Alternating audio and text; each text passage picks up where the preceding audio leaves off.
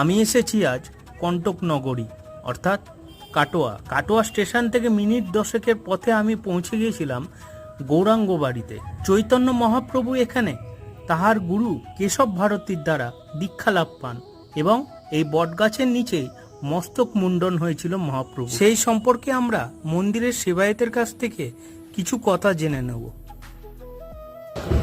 নবদ্বীপ থেকে এখানে এসে শ্রীপাদ গুরু শ্রীপাদ কেশব ভারতীর নিকট উনি দীক্ষা গ্রহণ নেন। তার আগে এই গৃহস্থলে যেটা দেখছেন এই গাছের নিচে মধু পরমাণি ওনার মস্তক মুন্ডন করেছিলেন।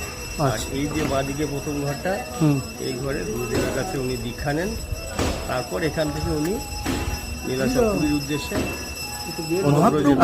দীক্ষা নেওয়ার পর এইখান থেকে পুরীর উদ্দেশ্যে রওনা দিয়েছিলেন এবং এখানে চৈতন্য মহাপ্রভুর মস্তক মুন্ডনের পর কেশগুচ্ছের সমাধিস্থ করা হয়।